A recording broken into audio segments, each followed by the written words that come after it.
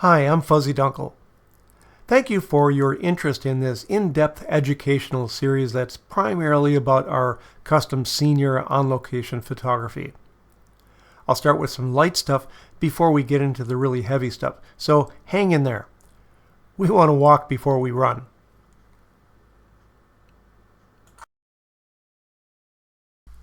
As you may have heard, light is light.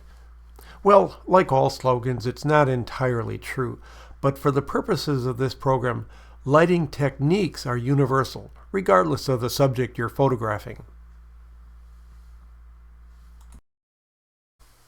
This program is primarily about high school seniors, but no matter what genre you're photographing, whether it be babies, kids, tweens, couples, boudoir, families, or commercial photography.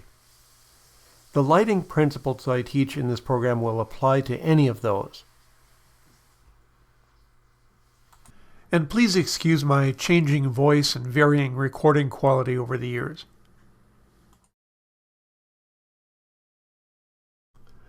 This outlines the topics this series will cover. And of course, pause this slide as long as you need to.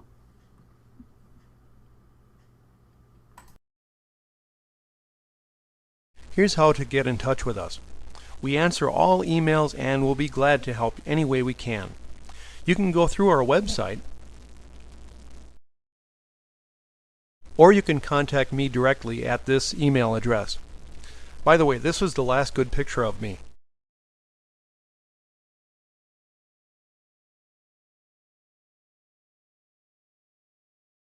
Or you can call this number and a happy person will answer.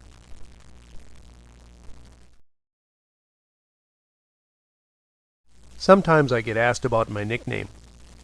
It started when I was a baby. My dad called me that when he and Mom were giving me a bath in the tub, and I had nothing on my head except fuzz. And it has nothing to do with how I look today. We've had a home-based studio since 1980. And in '96 we built an addition onto the home, and it's devoted just to the business. That took away a lot of the stress of having a business in the home. We're about 2 miles out of town, so people have to call first to find out where we are before they can arrange an appointment.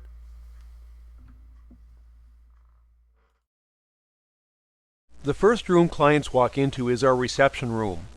The pickup counter is to the left, with the office straight ahead.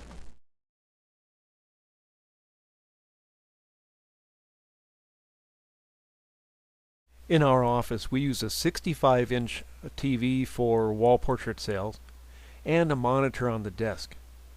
Clients prefer to view the monitor on the desk over the large screen TV. It's sharper and just easier for them to look at. We have a spacious dressing room where we also help them with makeup.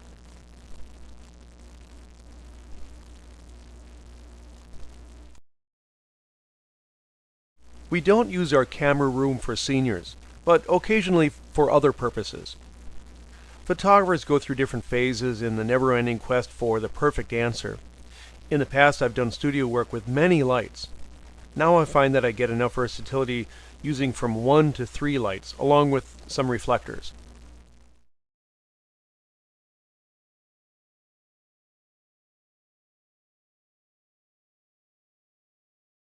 In my images, you're generally not going to see much in the way of exotic locations and expensive homes.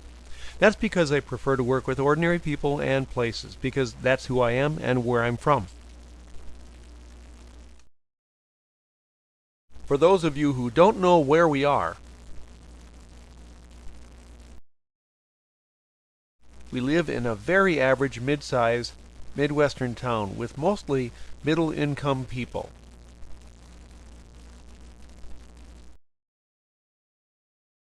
Just so you have a reference for the type of clients we have, this is a typical home in our area. Seriously though, we normally work with very middle income people. Actually, our typical senior usually lived in newer subdivisions like this. Homes like these are a challenge photographically because they don't really have old, mature yards with character. This program will start off fairly basic and get more into specifics and complexities later on, so hang in there.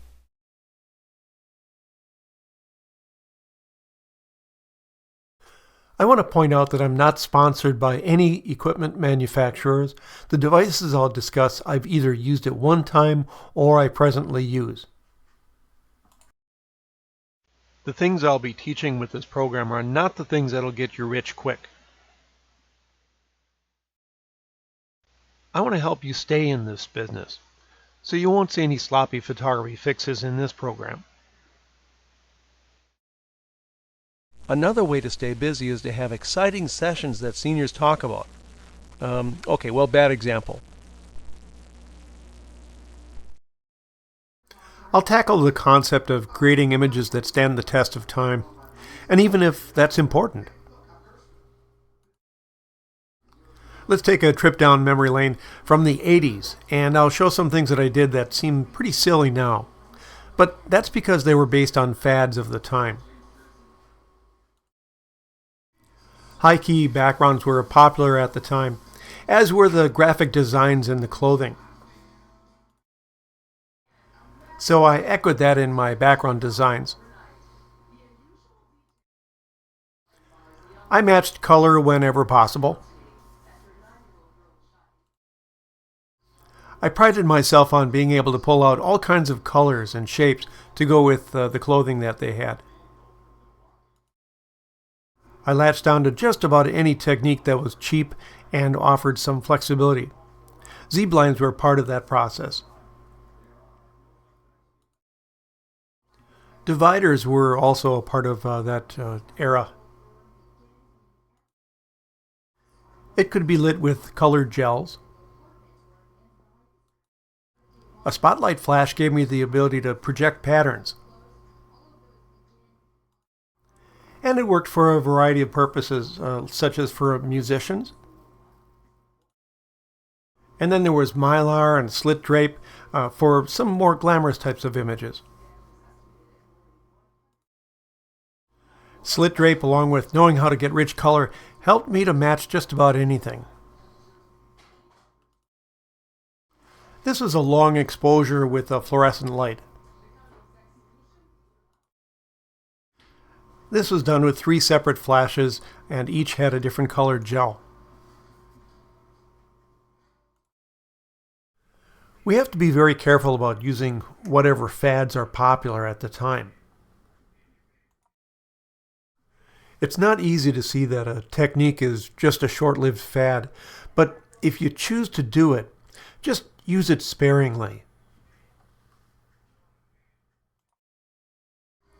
So while those photos were good for their time, you don't want those on anyone's walls. It would just look silly. Hair and clothing can change, but the bulk of our photography shouldn't be blown by the wind of the day. A few are fine for the album, but not for the wall. Images that don't date themselves by the flavor of the day photography are safer, and they'll always look great. Since locations don't change, photographing there makes it easier to avoid dating our work. All of the next portraits were created in the 1990s.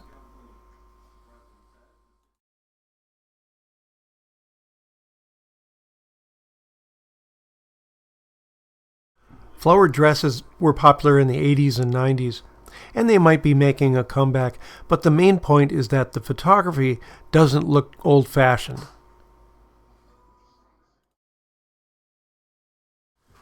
Using diffusion does show that this was done a long time ago with film, but with film that was a standard practice. That said, I still like the look. Diffusion was necessary with film to smoothen imperfections, but now we correct imperfections in Photoshop. Hats are out of style, but again, we can't control fashion. What we can control is our photography. Guys' clothing doesn't change as much as girls' styles. About the only thing that dates this image from the 1990s is the high-waisted jeans. And even those are coming back. But the scene is timeless. Yeah, the jeans point to the 1980s, but grungy backgrounds will probably be popular for a long time. By the way, this was the first time I used a grunge background, in 1990. With thematic portraits, or portraits that tell a story, you're less likely to be affected by time. Of course, sports are always timeless, whether that be action or pose shots with their sports gear, as long as you don't get too contrived or trendy with the pose. Musical instruments always stay the same. Using old props avoids dating an image to a very short time period. Motorcycles like Harleys don't really change very much. There's really no way to guess when this one was done, other than it had to have been after 1982. Why? Because that's when that Harley was built. Antique themes images last because they're supposed to look old. This was from 1991, but it doesn't look that old.